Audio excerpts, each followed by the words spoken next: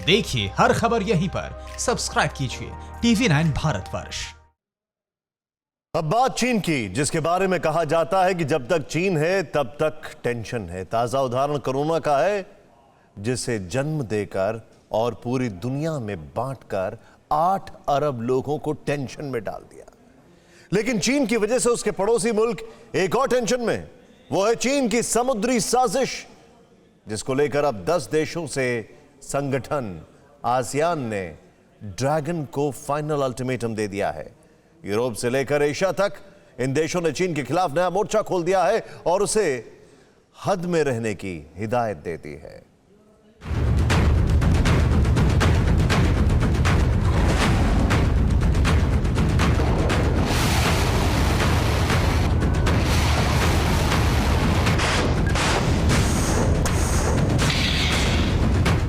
Europe to Asia, खुला मोर्चा, बढ़ी tension.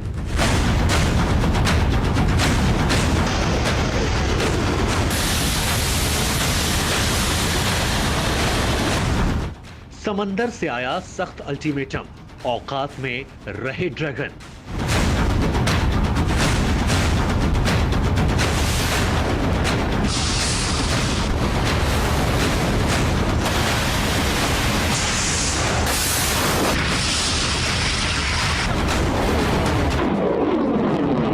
South China सी में चीन की दादागिरी की ये ताजा तस्वीरें हैं। कहने को तो चीन वहां अपने क्षेत्र में युद्ध अभ्यास कर रहा है, लेकिन उसकी मिसाइलें ताइवान में गिरती हैं। अपने छल और बल से ड्रैगन साउथ चाइना सी में ताइवान के विवादित क्षेत्र पर दावा करता है और पूरे ताइवान को अपना अभिन्न अंग बताता है।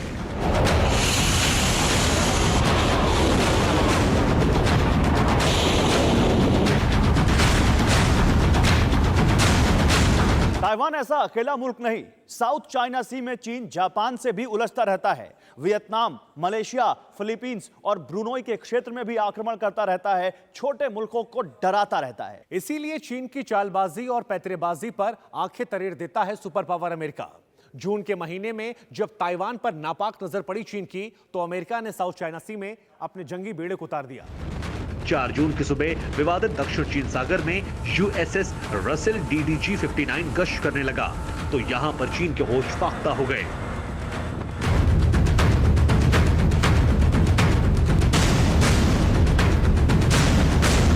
मतलब जिस साउथ चाइना सी के बड़े हिस्से पर ड्रैगन दावा करता है, समंदर में हथियारों की होड़ लगाकर पड़ोसी मुल्कों को धमकाता रहता है।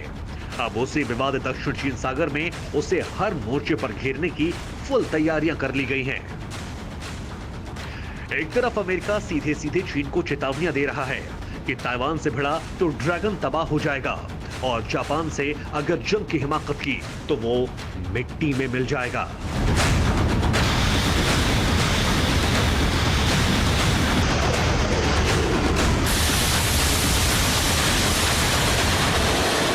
और अब दक्षिण पूर्वी एशियाई देशों के नेताओं ने दो टूक कहा है कि दक्षिण चीन सागर में संप्रभुता का निर्धारण किया जाना चाहिए। कोरोना महामारी के चलते आसियान नेताओं का शिखर सम्मेलन 26 जून को वीडियो कॉन्फ्रेंसिंग के जरिए आयोजित किया गया, और लंबे समय से क्षेत्रीय संप्रभुता को लेकर चल रहा विवाद एजेंडे में शीर्ष पर रहा। 27 जून को वियतनाम में 10 देशों के संगठनों की ओर से यह बयान भी जारी किया गया कि हम दोहराते हैं कि 1982 में हुई संयुक्त राष्ट्र समुद्री कानून संधि समुद्री अधिकार, संप्रभुता, अधिकार क्षेत्र और वैधता निर्धारित करने के लिए आधार हैं। आपको बता दें कि इस अंतर्राष्ट्रीय संधि में देशों के समुद्र अधिकार, सीमांकन और विशेष आर्थिक क्षेत्र को परिभाषित किया गया है। इसी के आधार पर देशों को मछली पकड़ने और संसाधनों के दोहन का अधिकार मिलता है। आपको बता दें कि चीन की तरफ से तमाम अधिकारी भले ही तत्काल प्रभाव से इस पर टिप्पणी करने के लिए सामने ना आए हो, लेकिन दक्षिण पूर्वी एशियाई देशों के 3 राजनयिकों ने साफ साफ बताया कि लंबे दौर तक यह क्षेत्र विवाद का केंद्र रहा, लेकिन अब क्षेत्रीय संगठनों ने अपना रुख मजबूती से रखना शुरू कर दिया है। जुलाई 2016 में अंतर्राष्ट्रीय मध्यस्थता न्यायाधिकरण ने संयुक्त राष्ट्र के समुद्री कानून संधि के आधार पर चीन के ऐतिहासिक दावे को अस्वीकार कर दिया। चीन ने सुनवाई में शामिल होने से इंकार कर दिया और फैसले को शर्मनाक करार देते हुए इसे खारिज कर दिया। आपको यह भी बता दें कि चीन ने हाल ही में संबंधित क्षेत्र में मौजूद 7 टापुओं को मिसाइल सुरक्षित सैन्य ठिकानों में तब्दील कर दिया, जिनमें से 3 द्वीपों पर सैन्य हवाई पट्टी भी बनाई गई है और वो लगातार उसमें विकास कर रहा है, जिससे प्रतिद्वंदी देशों की चिंताएं बढ़ गई हैं। चीन के इस कदम से अमेरिका के एशियाई और पश्चिमी सहयोगी भी चिंतित हैं और इसीलिए इस बार वियतनाम में हुए आसियान शिखर सम्मेलन में इस मुद्दे को सबसे अलग रखा गया, क्योंकि वियतनाम समुद्री विवाद के मुद्दे पर चीन के खिलाफ हमेशा से सबसे ज्यादा मुखर रहा है।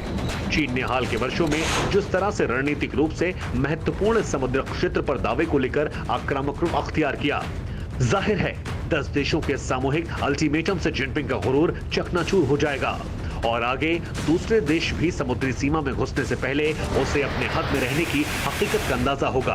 Bureau report, TV9 Bharatvarsh.